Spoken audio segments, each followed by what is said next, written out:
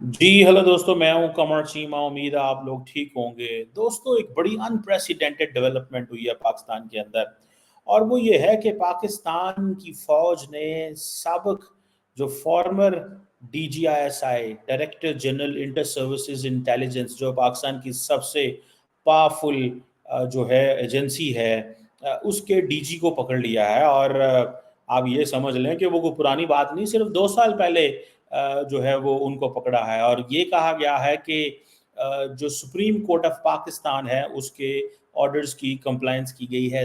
2 वजूहात की बिना पे उन्हें पकड़ा गया है, 2, और जो दोनों ही बड़ी इंपॉर्टेंट है। पहली बात तो ये है कि जो टॉप सिटी एक हाउसिंग सोसाइटी है इस्लामाबाद के अंदर, उसका जो मालिक था उसको साबिक डीजीआईएसआई फैज हमीद जो थे, उन्होंने हरास किया, उसको किडनैप किया, रियासत के अदारों का बेजा इस्तेमाल किया।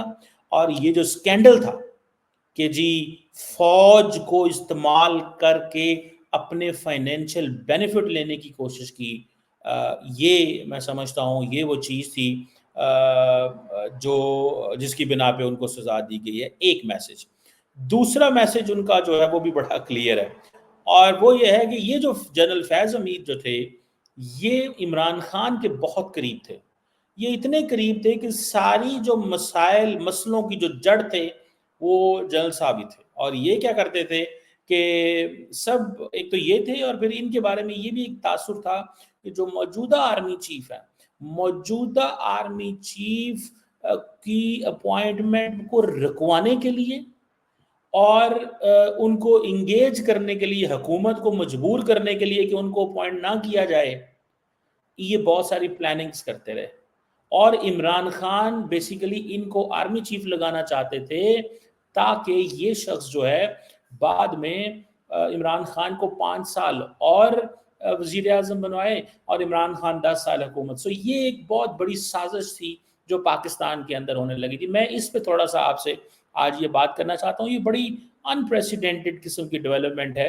ये कोई मजाक और जोक नहीं हुआ। फौज अपने अंदर, आपको पता है, अकाउंटेबिलिटी, बड़ी लंबी चौड़ी अकाउंटेबिलिटी करती है फौज, लेकिन लार्जली पब्लिक के अंदर तासुर ये है कि फौज बड़ी ताकतवर है और फौज जो है वो किसी को करती नहीं है, पूछती नहीं है। लेकिन ये जो टॉप सिटी का जो केस था जी, ठीक है जी, जिसमें जो फैज हमीद जो हैं वो इन्वॉल्व थे। टॉप सिटी मैंने कहा हाउसिंग सोसाइटी था।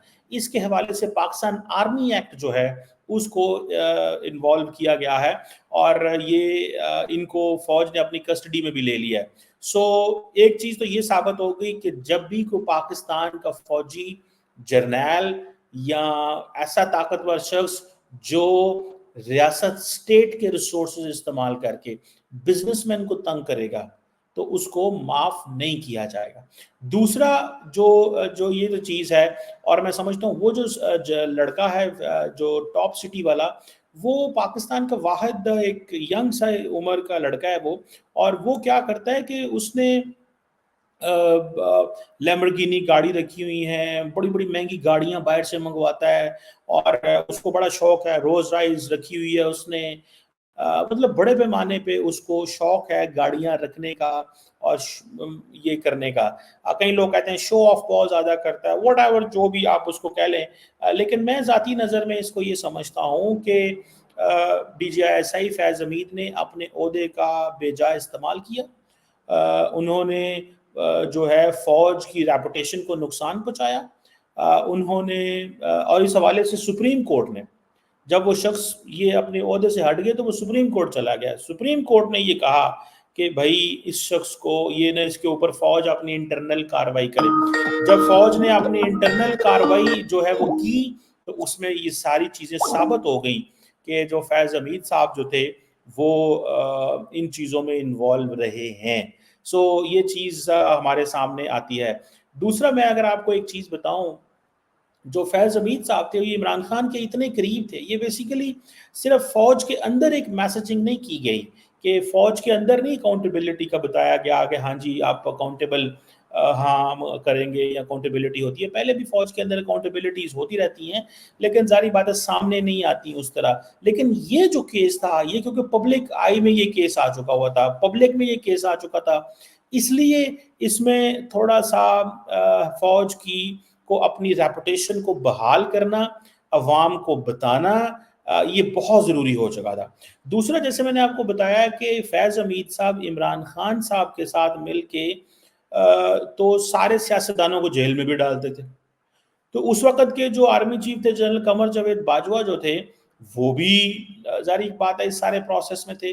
تو جو لیکن وہ جنرل باجوہ جو تھے وہ کوئی کرپشن یا ان چیزوں میں انوالو نہیں تھے۔ ان کا زیادہ تر کہا جاتا ہے کہ وہ جو پولیٹیکل مینوورنگ ہے وہ بہت زیادہ کرتے تھے۔ سو یہ چیزیں جو ہیں، میں دس از واٹ آئی بلیو کہ یہاں پہ آ کے فیض حمید جو ہیں وہ پکڑے گئے ہیں، کیونکہ فیض حمید عمران خان کی ہیلپ کرتے تھے۔ اب ہوتا ہے کہ جب یہ D G I S I تھے تو جنرل باجوہ کی ایون کہ لڑائی بھی ہو گئی ایک دفعہ عمران خان سے، اس بات پہ لڑائی ہو گئی کہ بھائی تم جو اس بندے کو چھوڑیں، فیض حمید کو، میں نے اس کو کور کمانڈر اپوائنٹ کرنا ہے، جب یہ سینئر ترین جنرل ہے میں کور کمانڈر اپوائنٹ کروں گا تب یہ اس پوزیشن میں آئے گا کہ یہ آرمی چیف بنے گا۔ لیکن جنرل باجوہ کہتے تھے کہ نہیں، آپ ایسے کریں کہ آپ آئی ایس آئی کو ہی کور بنا دیں، ٹھیک ہے؟ تو انہوں نے کہا کہ نہیں، ہم آئی ایس آئی کو کور نہیں بنا سکتے، یہ بہت بڑا ایک پرابلم ہو جائے گا فوج کے اندر، یہ چیزیں ممکن نہیں ہیں، آپ ایسے ہمیں مجبور نہ کریں۔ کئی لوگوں کا یہ بھی کہنا ہے کہ جو عمران خان صاحب کی جو مسز ہیں بشرا بی بی جنہیں کہا جاتا ہے، المعروف پنکی پیرنی، وہ نہیں چاہتی تھی کہ فیض حمید کو ریموو کیا جائے، بیکاز فیض حمید جو تھے وہ سمجھتی تھی ہمارے لیے بہت اچھے ہیں اور ہماری حکومت کو بچا کے رکھیں گے۔ اور پھر 6 مہینے کم از کم جنرل باجوہ جو ہے اس کو نہیں ان کی بات مانا گیا، لیکن آخر میں سننے میں آتا ہے کہ حالات اتنے خراب ہو گئے کہ جنرل باجوہ نے خود ہی آرڈر کر دیا اور وزیر اعظم کو بھی نہ پوچھا، اور جب ان کو پتہ چلا تو انہوں نے پھر ایک اپوائنٹمنٹ جو ہے ان کی ٹرانسفر کی کر دی، اور وہ بھی کہا جی 2 مہینے بعد کہ 1.5 مہینے بعد کہ 3 مہینے بعد جو D G I S I ہے اس کو ہم لگائیں گے۔ سو عمران خان کو بھی ایک میسج دیا گیا ہے، عمران خان کو میسج یہ دیا گیا ہے کہ اگر ہم اپنی فوج کے اندر اکاؤنٹیبلٹی میں اپنے جنرلز کو نہیں چھوڑیں گے تو آپ کیا سمجھتے ہیں کہ ہم آپ کو چھوڑیں گے؟ سو عمران خان کا بھی میسج بڑا کلیئر چلا گیا ہے، اور وہ میسج یہ ہے کہ یہ آپ کو بھی جو آپ نے قانون توڑے ہیں یا جو فوج کے اندر بغاوت کروانے کی کوشش کی گئی، کیونکہ جو جنرل فیض حمید جو تھے یہ اکثر عمران خان کو مشورے دیتے تھے، عمران خان کو مشورے دیتے تھے، اور ان مشوروں میں ایک مشورہ سننے میں آتا یہ بھی تھا کہ آپ جی ایچ کیو کے باہر جا کے تو کریں۔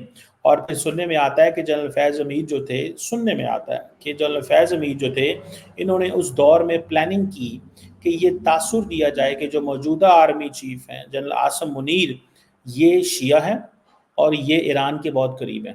اس چیز کو کہیں سعودی جو ملٹری اٹیشی ہیں اسلام آباد میں ان تک پہنچایا گیا، سعودی ملٹری اٹیشی نے اپنی حکومت کو بتایا، اس حکومت نے شہباز شریف کو فون کیا، شہباز شریف نے پھر سعودی ایمبیسڈر کو جگایا، اس طرح کی بہت ساری چیزیں ہوئیں جس پہ انہوں نے حالات ایون کے حد تک چلے گئے کہ انہوں نے کیا کیا کہ انہوں نے جو جنرل عاصم منیر اور ان کی جو فیملی ہے ان کے جو پاسپورٹس ہیں، ان کے جو آئی ڈی کارڈز ہیں ان کو چیک کروایا باس کوئٹہ سے اور کوئٹہ کے قریب کسی جگہ سے کہ یہ چیک کرو کہ یہ کہاں کہاں ٹریول کرتے رہے ہیں، یہ ایران کتنی دفعہ گئے ہیں۔ اگر ہمیں یہ پتہ چل جائے کہ یہ اتنی دفعہ ایران گئے ہیں تو ہم یہ بات سعودیز کے آگے اسٹیبلش کر سکیں گے۔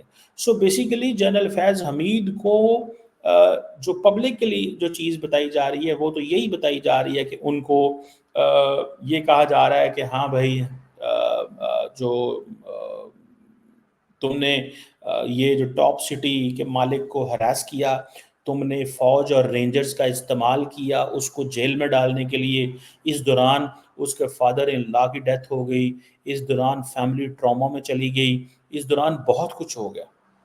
تو یہ جو ایک میسیجنگ تھی یہ چیزیں جو ہیں وہ سامنے آتی ہیں۔ سو یہ فوج نے عمران خان کو بھی میسیج کلیئر کر دیا، ٹھیک ہے جی، کہ بھائی یہ ممکن نہیں ہے۔ سو جب آرمی چیف بننا تھا تو ان کا نام بھی جنرل باجوہ نے بھیجا تھا، لیکن ان کو پتا تھا فیض حمید کو کہ میں نے کوئی اچھا کام تو کیا نہیں ہے، سو لہٰذا مجھے کہیں نہ کہیں پہ جو ہے وہ پکڑا جا سکتا ہے۔ تو انہوں نے کیا کیا کہ جیسے ہی موجودہ army chief general Asim Munir نے حلف اٹھانے لگے اور ان کا نام آ گیا کہ یہ اب آرمی چیف ہیں، تو انہوں نے کیا کیا کہ انہوں نے سابق army chief Qamar Javed Bajwa, lieutenant general Qamar Javed Bajwa کو کہا کہ میرا استعفیٰ ایکسیپٹ کر لیں۔ سو جس دن جنرل باجوہ کا آخری دن تھا اسی دن عاصم ان کا بھی آخری دن تھا، سو ان کا بھی استعفیٰ ایکسیپٹ کر لیا گیا اور جنرل باجوہ بھی اپنے گھر چلے گئے۔ ان کو یہ تھا کہ اگر میں نے یہ استعفیٰ ایکسیپٹ نہ ہوا تو پاسبلٹی یہ ہے کہ مجھے کورٹ مارشل کر دیا جائے گا، میرے سے رینک اینڈ ہر چیز لے لی جائے گی، کیونکہ ان کو اپنے حالات واقعات کا پتہ تھا کہ میں نے کیا کیا کیا ہوا ہے۔ سو ان کو یہ تھا کہ میں ریٹائرڈ ہو کے چیزیں لے کے چلا جاؤں، بعد میں دیکھا جائے گا کیا ہوا کیا نہیں ہوا، لیکن ابھی جو چیز ہے وہ نہ ہو۔ سو یہ جو ایک پٹیشن دائر کی گئی اس وقت کہ اس وقت ٹاپ سٹی کے مالک کی طرف سے کہ جو رینجرز اور آئی ایس آئی جو ہے اس نے میرے گھر سے سونا، ڈائمنڈ، آرنامنٹس، پیسے لے کے چلے گئے اور ہمیں ٹیررزم سے لنک کر دیا۔ مطلب یہ تو کوئی چیز نہ ہوئی کہ جو رینجرز ہے اس نے اور آئی ایس آئی مل کے ایک بزنس مین کے گھر پہ حملہ کرے اور سونا، ڈائمنڈ اور پیسے لے کے چلے جائیں، یہ وہ بندہ کہہ رہا ہے۔ اب یہ جو بندہ ٹاپ سٹی کا مالک ہے یہ اس قابل ہے، یہ اتنے جوگا ہے کہ بندہ کہہ سکتا ہے کہ اس کے گھر میں سونا اور ڈائمنڈ ہوگا، اس کی بیگم پہنتی ہوگی، اس کی فیملی میں ہوں گے، از سپر رچ گائے ان اسلام آباد۔ مطلب اس نے دنیا کی ساری مہنگی گاڑیاں جو ہیں وہ اسلام آباد میں رکھی ہوئی ہیں اور یہ چیزیں۔ اور دوسری بات یہ ہے کہ جو جنرل فیض حمید جو تھے ان کے ایک بھائی تھے سردار نجف، وہ بھی اس طرح کے معاملات میں آتے تھے اور یہ چاہتے یہ تھے جسے وہ کہتے ہیں نا کہ یہ چاہتے یہ تھے کہ کسی طریقے سے ہم جو ٹاپ سٹی کا مالک ہے اس کی زمین کو ہتھیا لیں، بیسیکلی تو یہ چاہتے تھے۔ لیکن بعد میں دیکھیں یہ تو نہیں ہوتا کہ آپ کے پاس فوج ہے، آپ کے پاس رینجر ہے، آپ کے پاس آئی ایس آئی ہے تو آپ ڈاکے مارنے شروع کر دیں، آپ کسی کے گھر میں گھسیں اور آپ جو ہے وہ 400 تولہ سونا لے کے وہاں سے فرار ہو جائیں۔ یہ تھوڑا ہی ہوتا ہے، یہ تھوڑا ہی ہوتا ہے اس کیس میں کہ آپ 400 کلو سونا لے کے نکل جائیں۔ اور میں ذاتی طور پہ یہ سمجھتا ہوں کہ یہ بہت بڑی جو تھی ایک رابری کی، انہوں نے دہشت گردی کے قوانین کا غلط استعمال کیا، ریاست کے اداروں کا غلط استعمال کیا، پاکستان کو بدنام کیا اپنے ذاتی فائدے کے لیے۔ فیض حمید اور ان کے بھائی جو ہیں وہ مشکل میں آ گئے۔ فیض حمید نے دیکھیں لالچ، وہ کہتے ہیں نا ہمارے کہتے ہیں محاورہ لالچ بری بلا، یہ جو لالچ بری بلا جو ہے نا یہ اس نے لوگوں کو بڑا بڑا رنگیدہ ہے، ٹھیک ہے۔